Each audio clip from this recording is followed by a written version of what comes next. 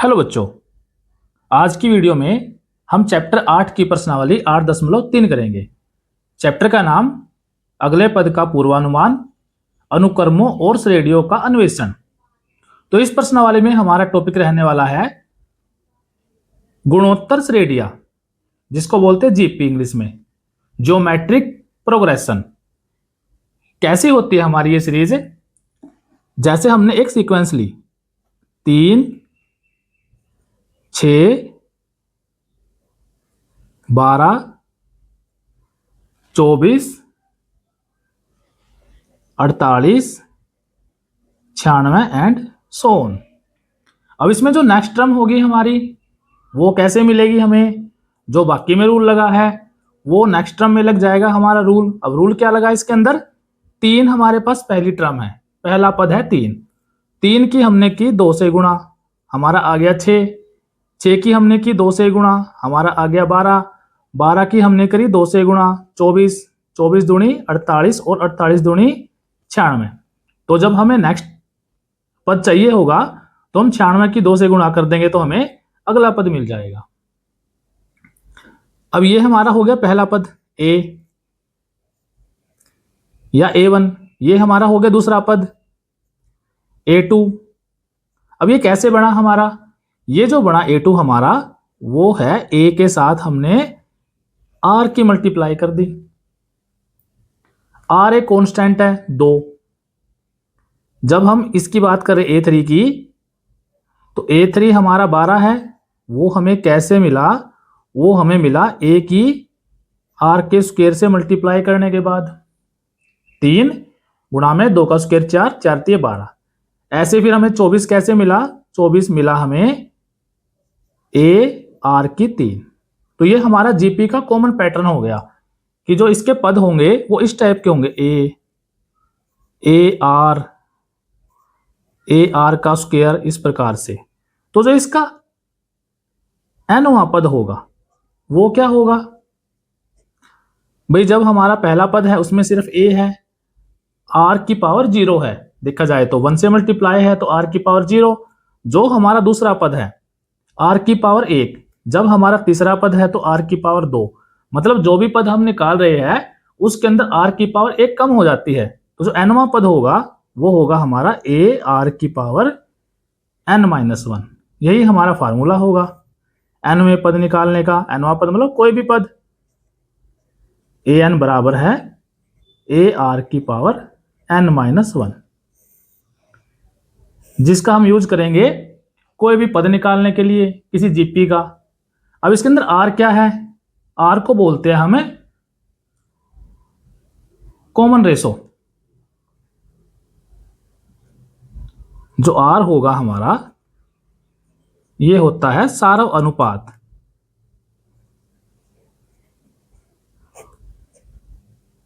AP के अंदर सारव अंतर था, इसके अंदर सारव अनुपात है। अनुपात मतलब कैसे मिला हमें ये? भाई किन्हीं भी लगातार 2 पदों को डिवाइड कर दो, A2 बटा A1 करेंगे तो हमें R की वैल्यू मिल जाएगी। 6 से 3 को भाग किया 2 आ गया, 12 को 6 से भाग किया 2 आ गया। तो R हो गया हमारा सारव अनुपात। तो अब इसके करेंगे हम क्वेश्चंस। पहला क्वेश्चन है हमारा, उस गुणोत्तर श्रेणी का 12वां पद ज्ञात कीजिए जिसका सारव अनुपात 2 है और 8वां पद 192 है। तो हमें दिया है सारव अनुपात, यानी कि R की वैल्यू,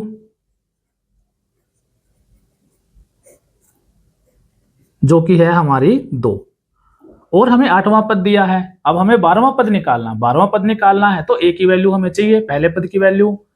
पहला पद है नहीं तो पहला पद लिख देगा हमारा, जो हमें कंडीशन दे रखी है, हमें 8वां पद दे रखा है। तो 8वां पद हमारा कैसे निकलेगा? A8 जो होगा हमारा वो 192 दिया है। अब हमारा जो फार्मूला AN का वो है AR की पावर n-1, कि भाई जोन सा पद निकालेंगे जो सारव अनुपात है उसकी पावर उससे 1 कम हो जाएगी। तो डायरेक्ट यूज कर लेंगे इस फार्मूले को। भाई जब हम 8th पद निकाल रहे हैं, 8वां पद निकाल रहे हैं, तो R की पावर 7 हो जाएगी, 8 - 1। तो ये हो गया हमारा A r की पावर 7 बराबर है 192। ए हमें निकालना है, r की वैल्यू है 2, 2 की पावर 7 बराबर है 192। तो 2 की पावर 7 हो गया हमारा 2 दूनी 4 दूनी 8 16 32 64 दूनी 128। तो ये हो गया हमारा 128 बराबर 192। तो ए हो जाएगा हमारा 192 बटे 128, 4 से काट देंगे, 4 चौके 16 बच गया 3, 4 अठा 32, 4 तिये 12 और 4 दूनी 8, 16 दूनी 32 और 16 तिये 48। तो ये हो गया हमारा 3/2। ए की वैल्यू मिल गई हमें, आर की वैल्यू हमें दे रखी है और हमें निकालना 12वां पद, तो 12वां पद अब निकाल देंगे इनकी हेल्प से। इसलिए ए12 होगा हमारा ए आर की पावर 11, एक पावर कम हो गई, तो ए की वैल्यू 3/2 और आर की वैल्यू है 2, 2 की पावर 11। अब 11, 2 की पावर 11 ऊपर है, 2 की पावर 1 नीचे है, इसको ऊपर भेजेंगे तो पावर घट जाएगी हमारी, तो ये बच गया 3 गुणा में 2 की पावर 11 माइनस 1, यानी कि 3 गुणा में 2 की पावर 10। अब 2 की पावर 10 करेंगे, 2 दूनी 4 8 16 32 दूनी 64 128 256 512 और 1024। तो ये हो गया हमारा 2 की पावर 10 1024। तो गुणा करेंगे तो 10 तिया 30 और 24 तिया 72, 3072 इसका आंसर हो गया। तो ये हमारा पहला क्वेश्चन कंप्लीट हो गया। क्वेश्चन नंबर 2, गुणोत्तर श्रेणी यानी जीपी 5 25 125 का 10वां पद तथा nवां पद ज्ञात करो। तो अब हमें जीपी दे रखी है, गुणोत्तर श्रेणी वो है 5 25 125 एंड सो ऑन। 10वां पद निकालना है, ए की वैल्यू चाहिए और आर की वैल्यू हमें चाहिए। तो पहला पद हमारा है यानी कि ए वो हमारा है 5, आर कितना होगा, सारो अनुपात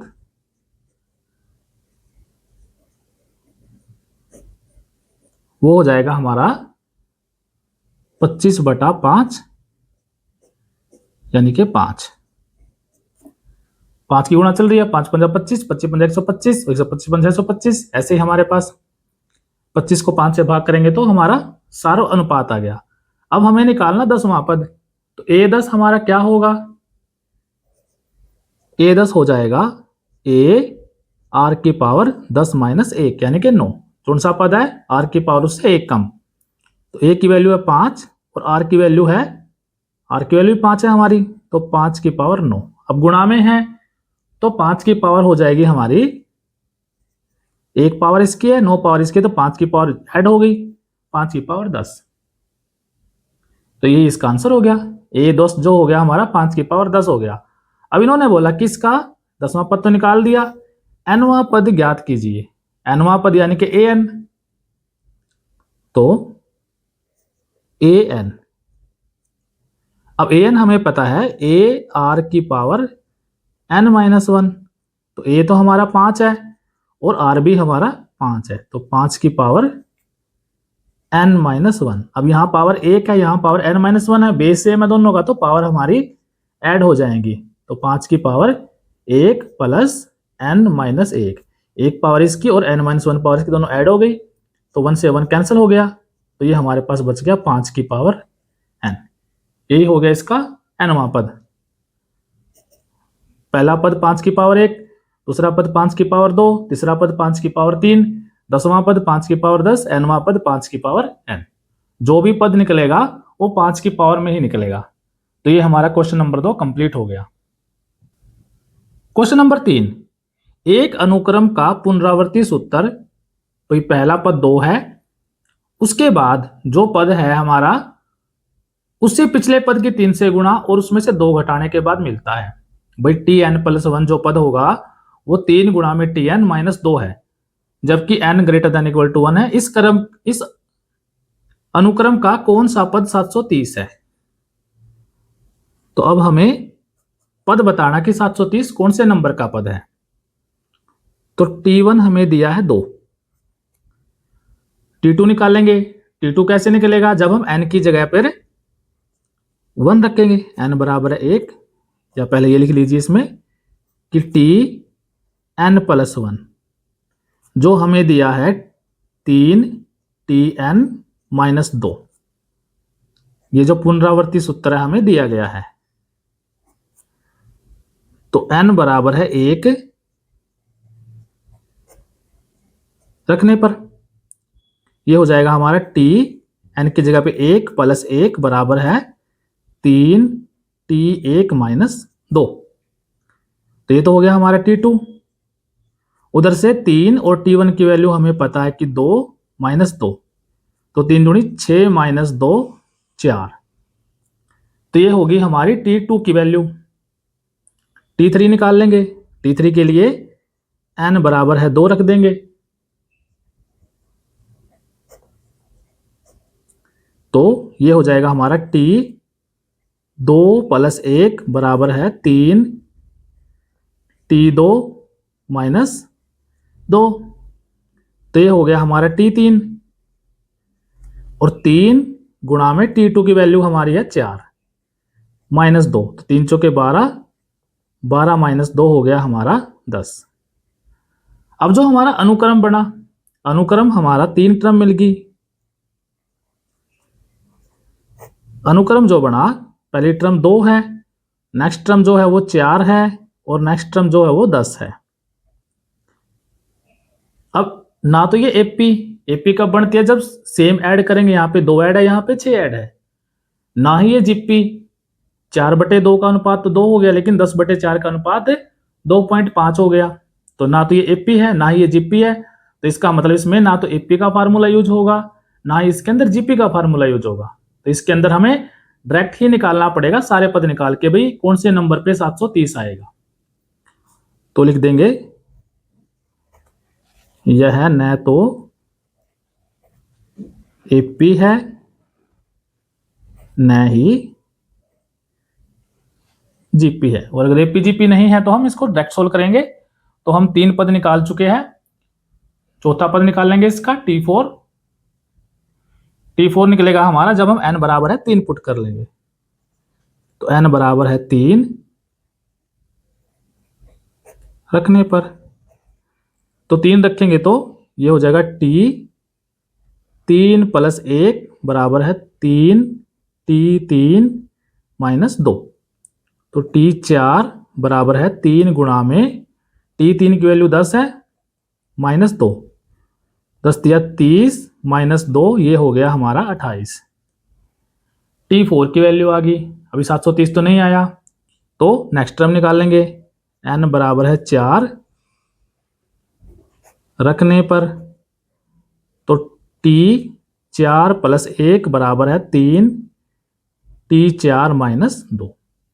तो ये तो हो गया हमारा T5, और राइट साइड में हो जाएगा 3 गुणा में T4। T4 की वैल्यू 28 - 2, तो 28 दूनी 56, 28 84, 84 में से 2 घटाएंगे तो 82। तो ये हमारे इसके अंदर 5 पद निकाल दिए हमने, अभी भी हमारा नहीं आया। तो अब नेक्स्ट पद निकाल लेंगे। फिलहाल हमारा T2 की वैल्यू 4 आई है, T3 की वैल्यू 10 आई है, T4 की वैल्यू 28 है, और T5 की वैल्यू 82 है। तो अब हम क्या करेंगे, T6 निकाल लेंगे, T7 निकाल लेंगे, जब तक कि हमारा 730 नहीं आता।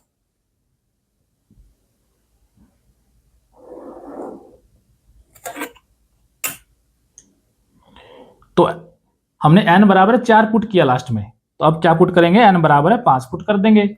n बराबर 5 पुट करेंगे तो हमारा T6 आ जाएगा। n बराबर 5 रखने पर, तो ये हो गया हमारा T5 + 1 बराबर है 3 T5 - 2। तो यानी कि T6 बराबर है 3 गुणा में T5 की वैल्यू हमारी है 82 - 2, तो 2 तिया 6 और 3 अट्ठा 24, 246 माइनस 2, ये हो गया हमारा 244। हमें चाहिए 730, 244 पर पहुंच गए हम, अभी भी हमारा नहीं आया, तो T7 निकाल लेंगे। T7 के लिए n बराबर है 6 पुट कर देंगे, n बराबर है 6 रखने पर, तो लेफ्ट में हो जाएगा T6 प्लस 1 बराबर है 3, T6 माइनस 2, तो ये हो गया T7 बराबर है 3 गुणा में 244 माइनस 2, तो 3 चौके 12, 3 चौके 12 और 1 13, और 3 दूनी 6 और 1 7, 732 माइनस 2, तो ये आ गया हमारा 730। और यही हमारा क्वेश्चन था कि भाई कौन सा पद इसका 730 है, तो 730 हमारा कौन सा पद आया, 7वां पद आया, तो ये इसका आंसर हो गया। तो इसलिए 730 अनुक्रम का 7वां पद है, ये इसका आंसर हो गया। क्योंकि हमारी ना तो एपी बनी थी ना ही जीपी बनी थी, इसलिए हमने सारे पद निकाले 1 बाय 1। तो ये हमारा क्वेश्चन नंबर 3 कंप्लीट हो गया। क्वेश्चन नंबर 4, गुणोत्तर श्रेणी 2 6 18 का कौन सा पद 4 3 7 4 है। अब इसके अंदर दे दिया कि जीपी है, तो जीपी है तो इसके अंदर हम जीपी का फार्मूला लगा सकते हैं। देखिए जीपी है 2 6 18 एंड सो ऑन। अब हमें एन की वैल्यू दे दी कि भाई कौन सा पद है वो 4374 है, एन की वैल्यू हमें निकालनी है, भाई कौन से नंबर का पद होगा ऐसा। तो ए तो हो गया इसके अंदर 2, और आर हो गया इसके अंदर 6/2 3। अब ए एन की वैल्यू हम पुट कर देंगे 4 3 7 4। ए एन का फार्मूला होता है हमारा ए आर की पावर n-1 बराबर है 4 3 7 4। ए की वैल्यू पता है 2, आर की वैल्यू 3, तो 3 की पावर r-1 बराबर है 4 3 7 4। अब 2 गुणा में उधर लेके जाएंगे तो डिवाइड में हो जाएगा, तो 3 की पावर r-1 बराबर है 4 3 7 4/2, यानी कि 2 एकम 2, 2 दूनी 4, 2 एकम 2, 2 अट्ठे 16 और 2 सत्ते 14, 2187। ये हो गई हमारी 3 की पावर r-1 की वैल्यू। अब ऐसे क्वेश्चंस को हमें सोल्व कैसे करना है। ऐसे क्वेश्चंस में हमें सेम बेस बनाना दोनों तरफ। भाई यहां पर लेफ्ट साइड में 3 की पावर में है कुछ, तो हम राइट साइड में भी 3 की पावर में कुछ बनाएंगे। 3 की पावर में बनाने के लिए हम इसके अभाज्य गुणनखंड करेंगे, जो 3 की पावर के रूप में आ जाएगा हमारा, उसको फिर बराबर पुट कर देंगे इसके। तो देखिए हम क्या करेंगे, अब 2 1 8 7 के अभाज्य गुणनखंड हम कर देंगे।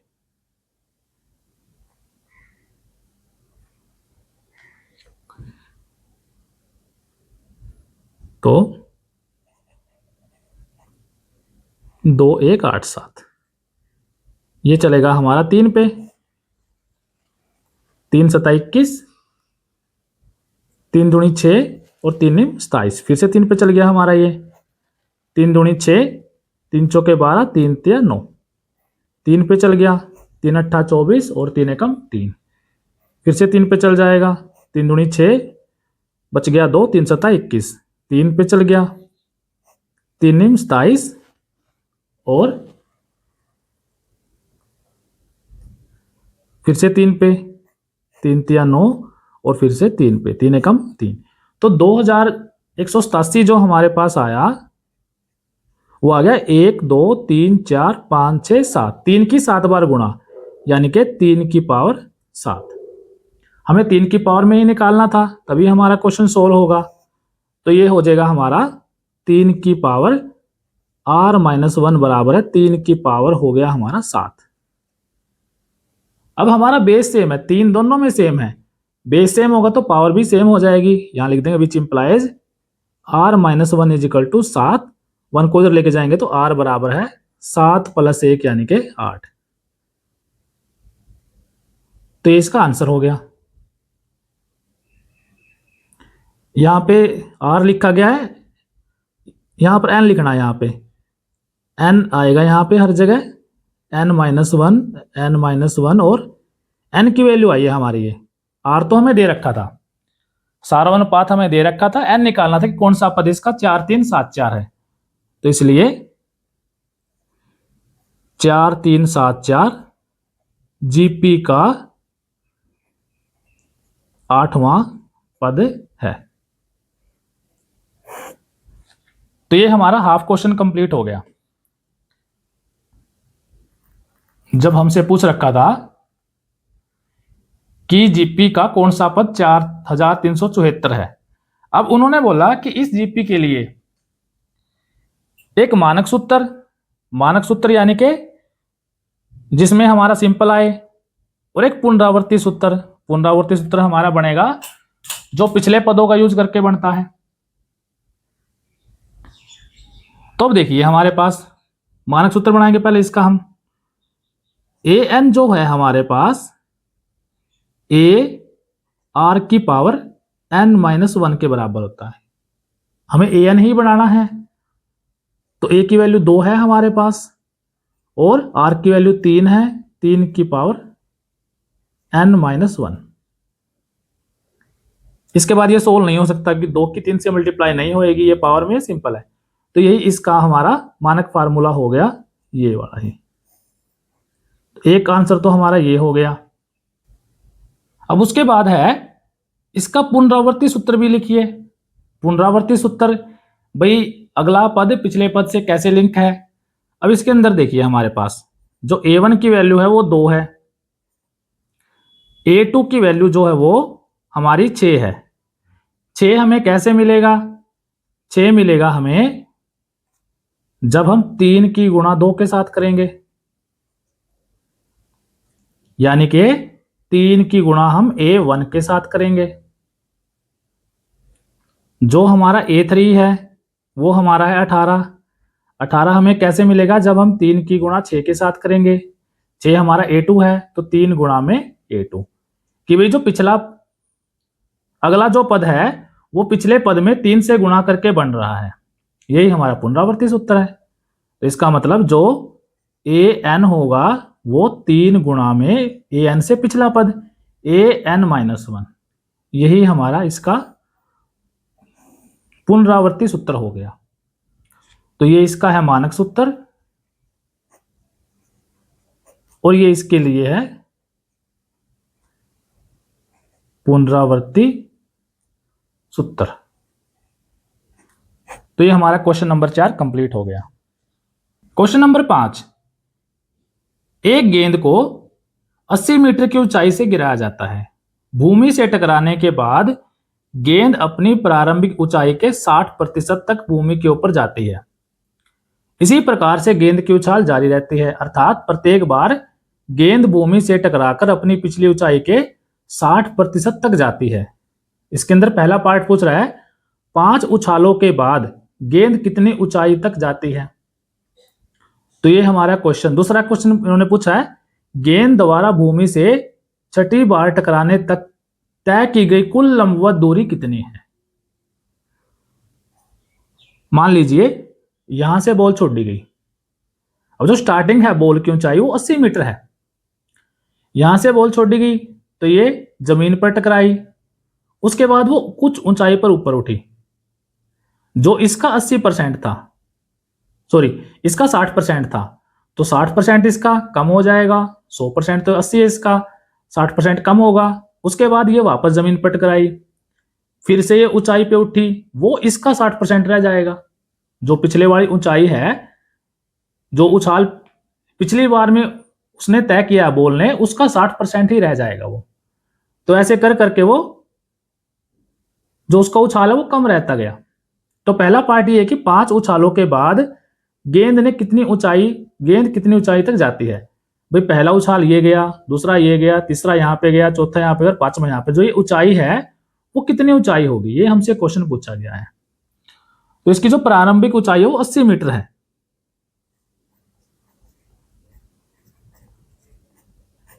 भाई स्टार्टिंग में इसको 80 मीटर की ऊंचाई से छोड़ा गया। अब प्रत्येक उछाल के बाद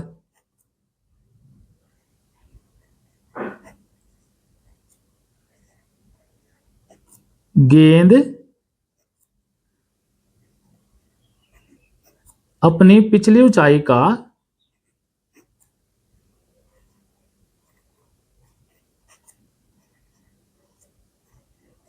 60% तक ही ऊपर जाती है। यानी कि प्रत्येक बार 60% वो डिक्रीज हो रही है।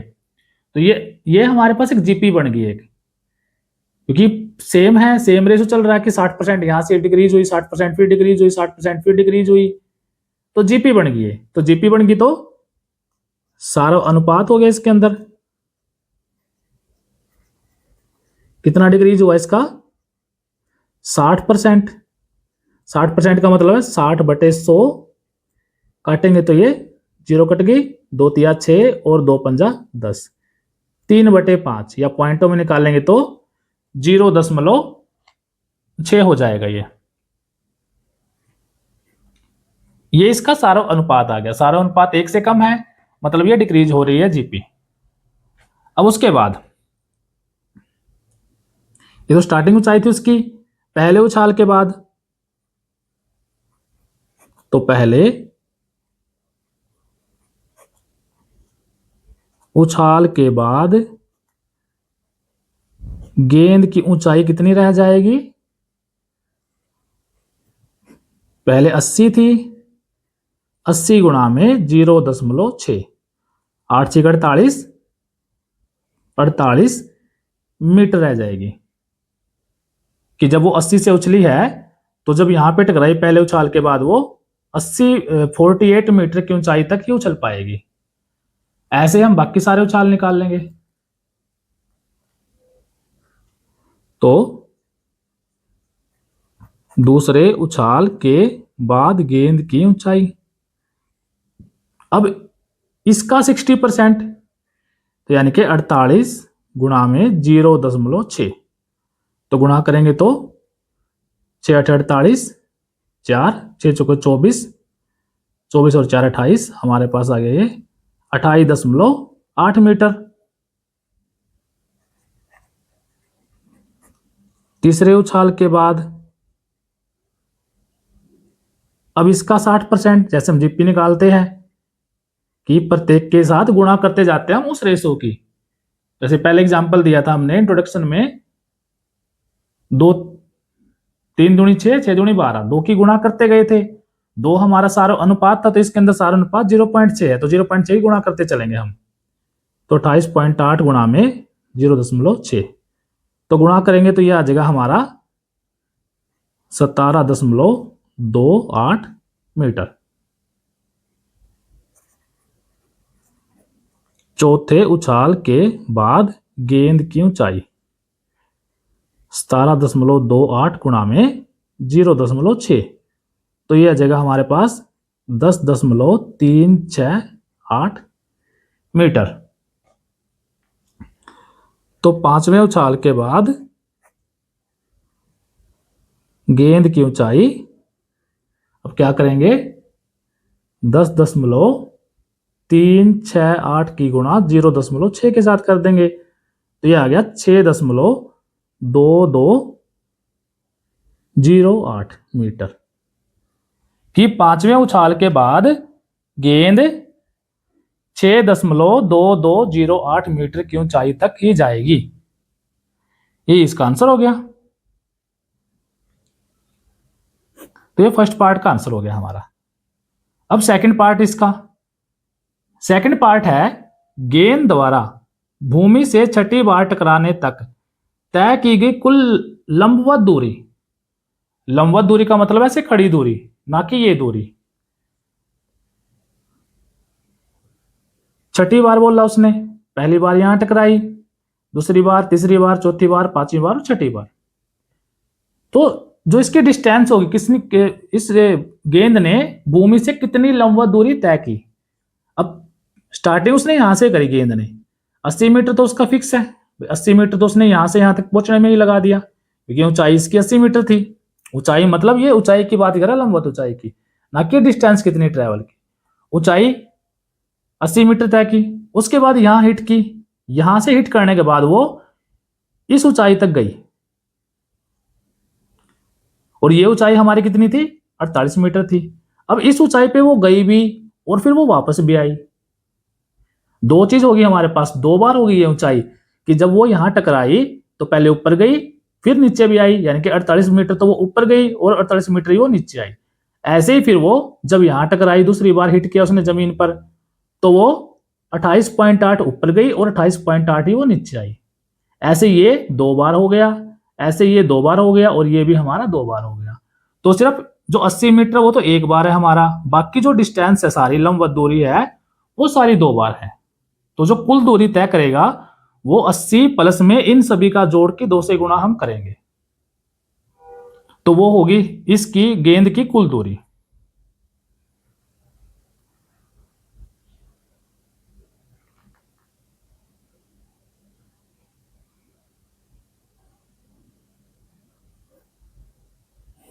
तो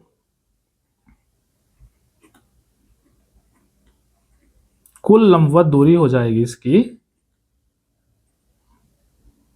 80, तो हमारा है एक बार है, 80 तो सिर्फ एक बार है, बाकी सारे दो बार, तो दो गुणा में बाकी सारे डिस्टेंस हम लिख देंगे।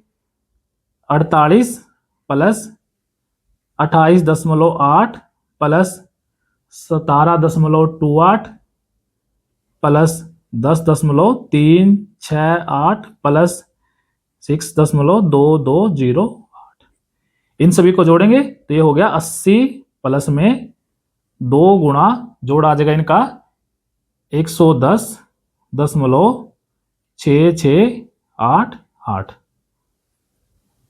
तो 80 प्लस इनकी गुणा करेंगे तो ये हो जाएगा 221.3376, तो जोड़ेंगे तो ये हो जाएगा हमारा 301.3376 मीटर की जो कुल लंबवत दूरी होगी जो गेंद ने तय करी 6 हिट में, 6 बार धरती पर टकराने से वो 301.3376 मीटर की दूरी तय करेगी। तो ये हमारा क्वेश्चन नंबर 5 कंप्लीट हो गया। क्वेश्चन नंबर 6, अनुक्रम 2, 2 वर्गमूल 2, 4 का कौन सा पद 128 है।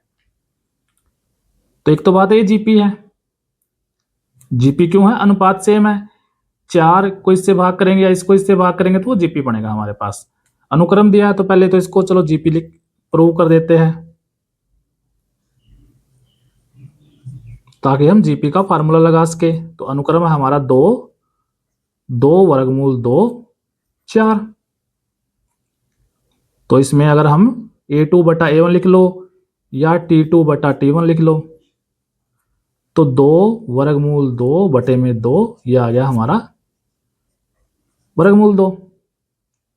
उसके बाद हम निकाल लेंगे t3 बटे t2, 4 बटे में 2 वर्गमूल 2, वर्गमूल 2 से ऊपर नीचे गुणा कर सकते हैं रेशनलाइज करने के लिए, या 4 को भी लिख सकते हैं हम इसको, वर्गमूल 2 बटे वर्गमूल 2। तो ऊपर तो हो गया है ये 4 वर्गमूल 2, और नीचे हो जाएगा वर्गमूल 2 गुणा वर्गमूल 2 2, और 2 दूनी 4, 4 से 4 कैंसिल, वर्गमूल 2, तो ये भी वर्गमूल 2, ये भी वर्गमूल 2, इसलिए जो अनुक्रम है वो जीपी है, इसलिए अनुक्रम जीपी है। अब जीपी है तो इसके अंदर जीपी वाला फार्मूला हम यूज कर सकते हैं।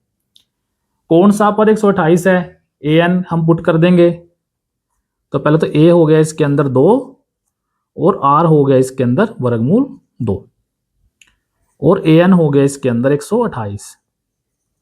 an का फार्मूला a r की पावर n-1 बराबर 128, a की वैल्यू है 2, r की वैल्यू है वर्गमूल 2 की पावर n-1 बराबर 128। 2 को उधर लेके जाएंगे तो डिवाइड हो जाएगा, वर्गमूल 2 की पावर n-1 बराबर 128 बटा 2, ये हो गया हमारा 64। अब हमारा लेफ्ट साइड में तो है वर्गमूल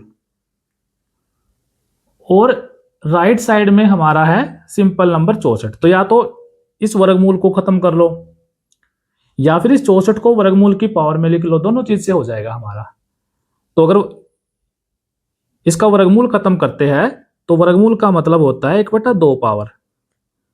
इसको हम लिख सकते हैं 2 की पावर 1/2, वर्गमूल का मतलब है ये, और पूरे की पावर n-1 बराबर है 64। अब पावर की पावर है तो मल्टीप्लाई हो जाएगी, तो ये ऊपर हो गया हमारा 2 की पावर, 1 की मल्टीप्लाई तो ऊपर हो गई, n-1 रह गया और 2 नीचे पहुंच गया हमारा, n-1 बटा 2 बराबर है 64। अब ये हमारे पास 2 की पावर में है, ये 64 है, तो 64 को भी हम 2 की पावर में लिख देंगे। 2 की पावर में लिखेंगे तो ये हमारा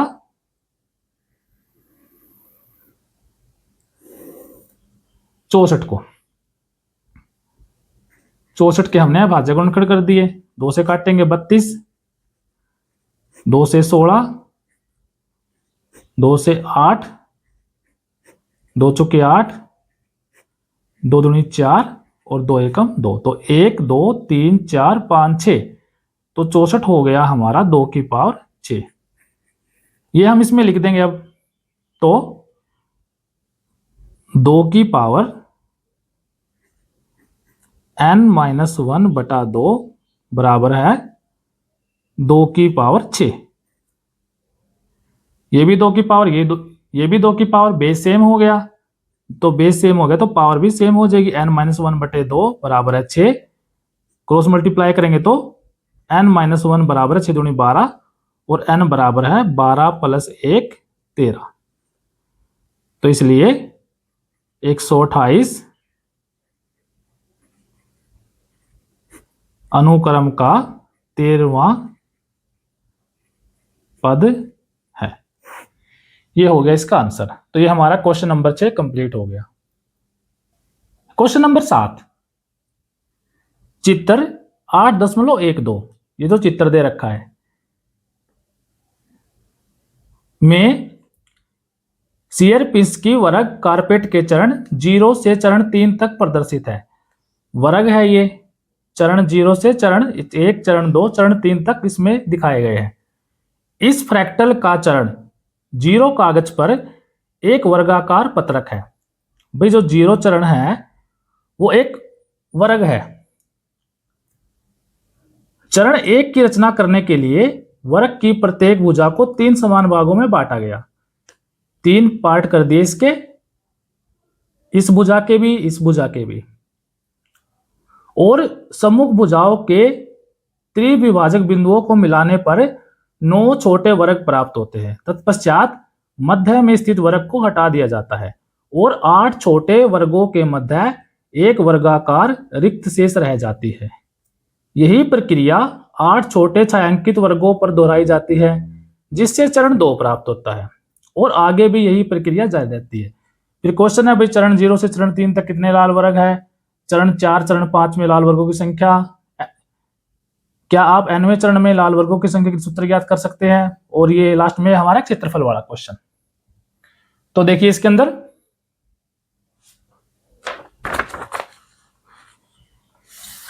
ये हमारा केस है एक, कि चरण 0 में हमारे पास एक वर्ग था, यह पूरा वर्ग है हमारा। इस पूरे वर्ग को 9 बराबर वर्गों में बांट दिया। दूसरे चरण 1 के लिए 9 बराबर वर्ग कैसे किए भाई? जो साइड थी सबको 3 भागों में बांट दिया, 3, इसको 3 भाग में, इसको 3 भाग में, इसको 3 भाग में, इसको 3 भाग में, तो हमारे पास 9 वर्ग बन गए। इन 9 वर्गों में से एक वर्ग को हटा दिया, ये खत्म कर दिया, तो हमारे पास बाकी वर्ग बच गए। तो एक चीज तो ये देखिए हमारे पास वर्गों की संख्या, तो चरण 1 में जो वर्ग है वो सिर्फ एक बड़ा वर्ग है। चरण 2 में वर्गों की संख्या हो गई, एक तो निकाल दिया, तो 1 2 3 4 5 6 7 8 वर्ग हो गए चरण 1 में। अब उसके बाद क्या किया उसने, सेम पैटर्न दोहरा दिया प्रत्येक वर्ग के लिए। भाई 8 जो वर्ग बच गए इसके अंदर, 1 2 3 4 5 6 7 8, 8 वर्गों में से उसने वही काम किया कि भाई प्रत्येक वर्ग को 9 वर्गों में डिवाइड कर दिया। देखिए इस चित्र में देखिए, अब भाई जो हमारा ये पूरा वर्ग था एक, यहां से लेकर और ये एक वर्ग था जो हमें चरण 1 में मिला था। तो इस पूरे वर्ग को 9 बराबर वर्गों में डिवाइड कर दिया, जैसे पहले किया था कि 3 साइड के 3 बराबर हिस्से के, इसके 3 बराबर हिस्से के, और इसके 9 वर्ग बना दिए। और 9 वर्ग बनाने के बाद फिर से वही काम कर दिया, इस बीच वाले हिस्से को हटा दिया। ऐसे ही इस वर्ग के अंदर एक इस बीच वाले हिस्से को हटा दिया, ऐसे ही इस वर्ग के अंदर इस बीच वाले हिस्से को हटा दिया, इसमें भी ये हटा दिया, इसमें भी ये वर्ग हटा दिया, ये वर्ग इसमें हटा दिया, ये बीच का है तो ये वर्ग हटा दिया, और ये वर्ग हटा दिया। अब इस केस में हमारे कितने वर्ग बने, प्रत्येक पार्ट में 9 वर्ग थे, एक हटा दिया तो 8 वर्ग रह गए। 8 8 दूनी 16 8 24 8 32 8 40 8 6 48 8 56 और 8 8 64। तो इसमें जो वर्गों की संख्या बनी वो बनी 64। तो एक चीज तो हमारी क्लियर हो गई कि पहले चरण में वर्ग की संख्या 1 थी, 1 की हमने 8 से गुणा करी तो हमारी 8 वर्ग हो गए, 8 की हमने फिर से 8 से गुणा करी तो हमारे 64 वर्ग हो गए। तो एक चीज तो कन्फर्म है कि ये जीपी बनी है हमारी वर्गों की संख्या। तो जीपी बनी है तो जीपी का फार्मूले हमारे लग सकते हैं इसके अंदर। तो वैसे ये क्वेश्चन सोल्व होगा। देखिए दोबारा से एक बार, एक वर्ग था, इस वर्ग के 9 पार्ट कर लिए, 9 पार्ट में से एक पार्ट हटा दिया तो 8 पार्ट बच गए। उसके बाद इन 8 पार्टों के सभी के अलग अलग से 9 पार्ट किए, तो 9 पार्ट किए तो प्रत्येक में 8 रह गए, एक जो बीच वाला वर्ग है वो हटाने के बाद 8, तो ये हमारे 64 वर्ग रह गए। तो 64 वर्ग इस चरण 2 में 64 वर्ग है, चरण 1 में 8 वर्ग है, और चरण 0 में 1 वर्ग है। तो इस बेस पे हम क्वेश्चंस को सोल्व कर देंगे। तो इसका पहला पार्ट है कि चरण 0 से 3 तक कितने लाल वर्ग है। चरण 0 में तो 1 लाल वर्ग है, चरण 1 में 8 वर्ग है, और चरण 2 में 64 है। तो चरण 3 में कितने हो जाएंगे, 8 से और गुणा कर देंगे तो वो हमारे चरण 3 के वर्ग आ जाएंगे। तो इसको हम सोल्व कर लेंगे अब।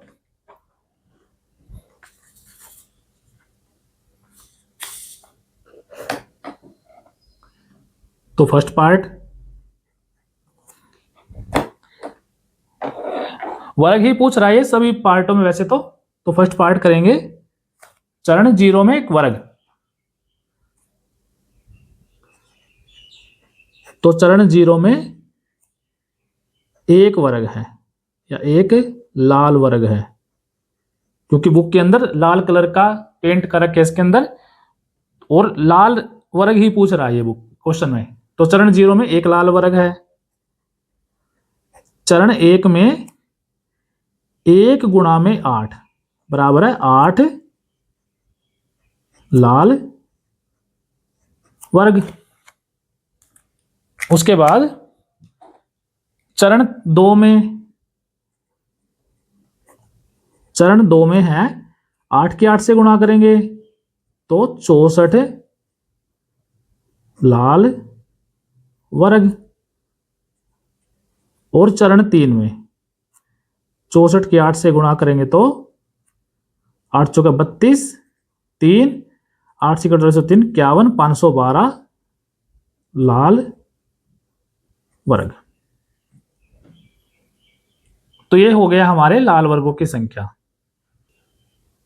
तो हम लिख सकते हैं कि लाल वर्गों की जो संख्या है वो पहले चरण 0 में 1 है, फिर 8 है, फिर 64 है, फिर 512 है। यह एक जीपी है। जीपी है तो जो नेक्स्ट हमें मिलेगा वर्ग चरण में वर्गों की संख्या वो उस कॉमन अनुपात से गुणा करने से मिल जाएगा। तो अब सेकंड पार्ट कह रहा है ये क्या आप चरण 4 से 5 में लाल वर्गों की संख्या का पूर्वानुमान लगा सकते हैं? लगा लेंगे बिल्कुल, क्योंकि अब तो पता चल गया हमें कि जीपी है, तो चरण 4 में कितने हो जाएंगे? 512 गुणा में 8, तो 8 दूनी 16, 8 का 8 और 1 9 और 8 पंजा 40, 4096 लाल वर्ग। और चरण 5 में 4096 गुणा में 8, 8 6 48, 4 8 9 72, 72 और 4 76 और 8 चौका 32, 32,768 लाल वर्ग। ये हमारे दो पार्ट हो गए। पार्ट नंबर 3, पार्ट नंबर 3 में कह रहा है, क्या आप nवें चरण में लाल वर्गों की संख्या के लिए सूत्र ज्ञात कर सकते हैं? किसी भी चरण में लाल वर्गों की संख्या के लिए व्यापक सूत्र और पुनरावर्ती सूत्र लिखो। दोनों सूत्र लिखने हैं हमें, व्यापक सूत्र भी और पुनरावर्ती सूत्र भी।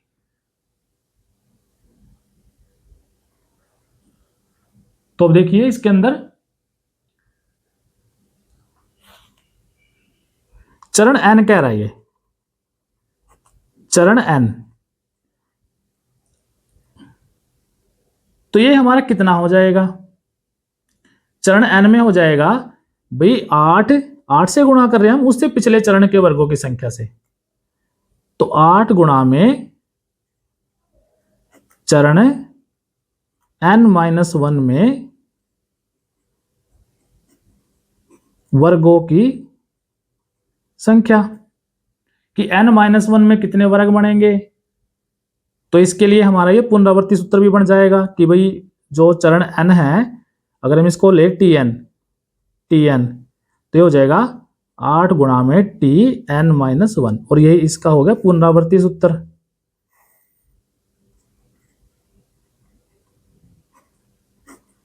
पुनरावर्ती सूत्र। तो अब इसका रहेगा व्यापक सूत्र क्या बनेगा? व्यापक सूत्र देखिए हमारे पास, भाई चरण 1 में हमारे पास 8 लाल वर्ग है, यानी कि 8 की पावर 1। चरण 2 में 64 लाल वर्ग है, यानी कि 8 की पावर 2। चरण 3 में 8 की पावर 3। मतलब कि जो भी चरण है 8 की पावर उतनी ही है। तो इसका मतलब है चरण n में 8 की पावर n लाल वर्ग हो जाएंगे। चरण n में लाल वर्गों की जो संख्या हो जाएगी वो हो जाएगी 8 की पावर n। तो ये इसका सूत्र बन गया, व्यापक सूत्र। इसलिए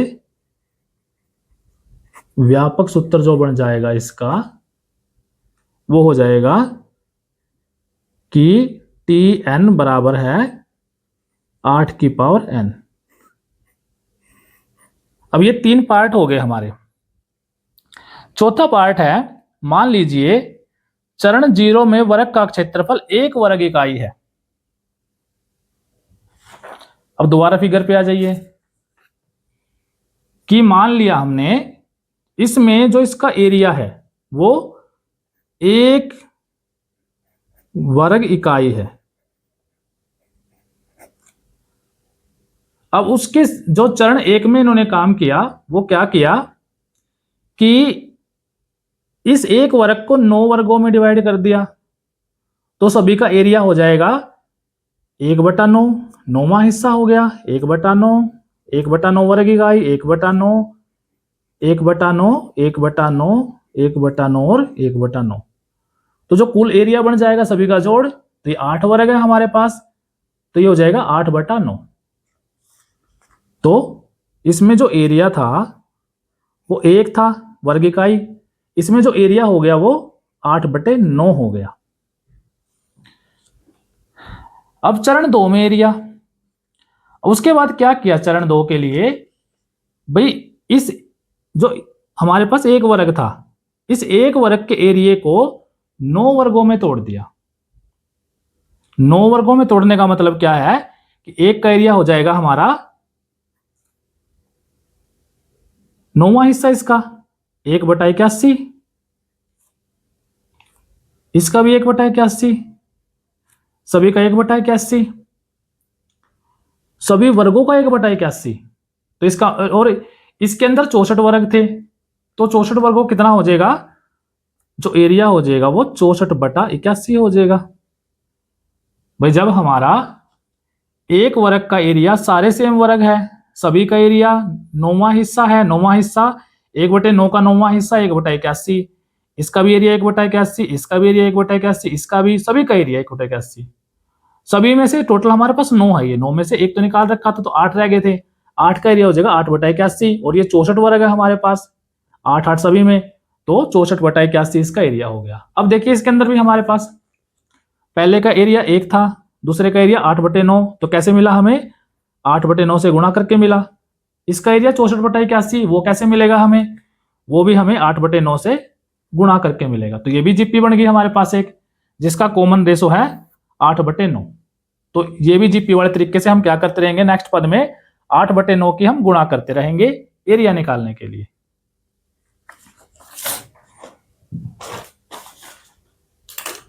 तो अब निकाल देंगे हम एरिया।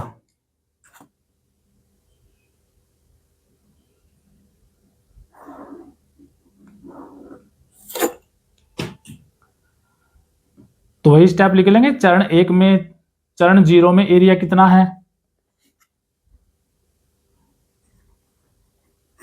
तो चरण 0 में ये फोर्थ पार्ट है इसका, जो क्षेत्रफल है वो है 1 वर्ग इकाई।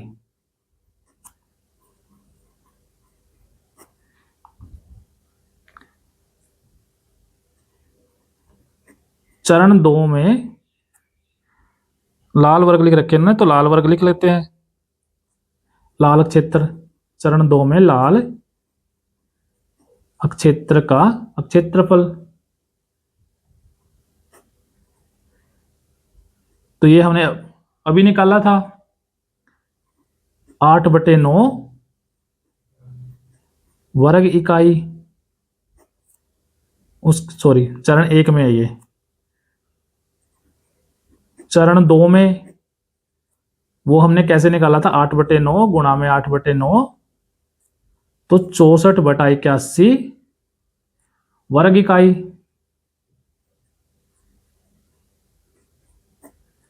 उसके बाद चरण 3 तक पूछ रहा है कि चरण 3 तक कितना, चरण 4 5 में पूछ रहा है ये, तो चरण 3 में कितना हो जाएगा, 64/81 की हमें 8/9 से गुणा कर देंगे,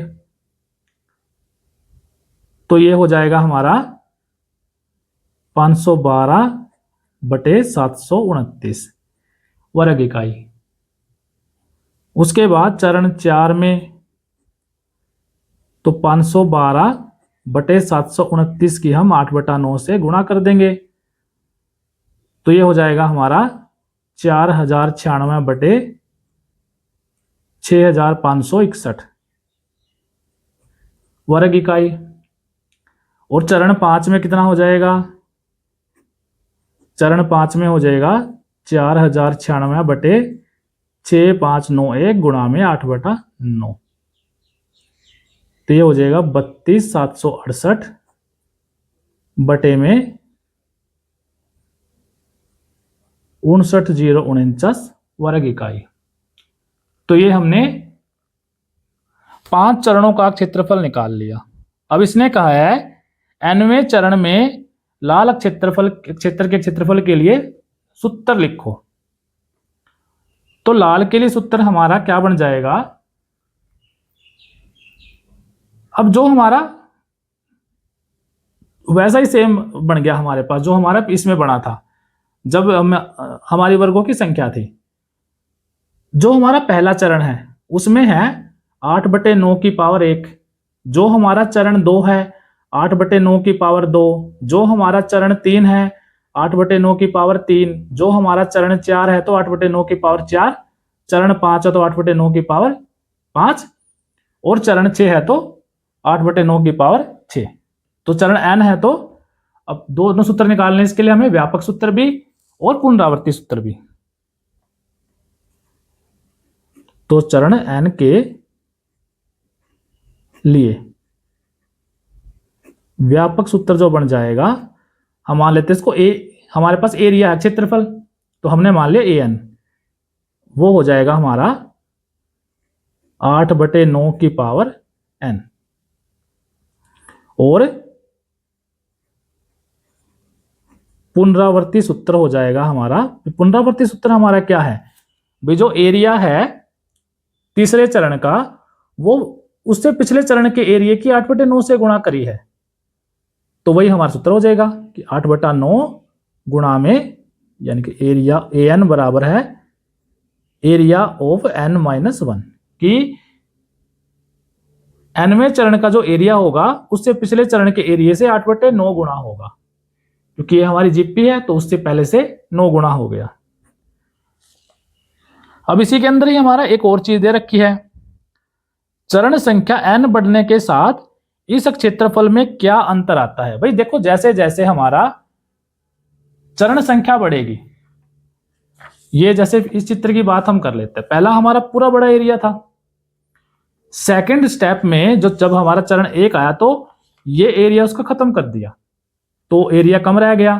तीसरे स्टेप में ये एरिया तो हमारा ऑलरेडी खत्म है, इसके अलावा हमारे और भी एरिया खत्म कर दिए। नेक्स्ट स्टेप में और भी एरिया खत्म हो जाएंगे, तो जैसे जैसे एन बढ़ेगा बहुत सारे एरिया खत्म हो जाएंगे और लास्ट में जाके क्या बचेगा, ये बिल्कुल छोटा सा रह जाएगा। ये कह लो कि टेंड्स टू जीरो, भाई बिल्कुल जीरो को अप्रोच करेगा, इसका एरिया भाई खत्म ही हो जाएगा। ये मान के चलो सारे वर्ग खत्म हो जाएंगे हमारे, जीरो नहीं होगा, कुछ ना कुछ तो बचेगा लेकिन वो जीरो के बिल्कुल पास होगा। तो ये हमारे पास हो जाएगा लास्ट पार्ट का आंसर, जिसमें हमसे पूछा गया है कि चरण संख्या n बढ़ने के साथ इस क्षेत्रफल में क्या अंतर आता है। तो हम लिख देंगे यही,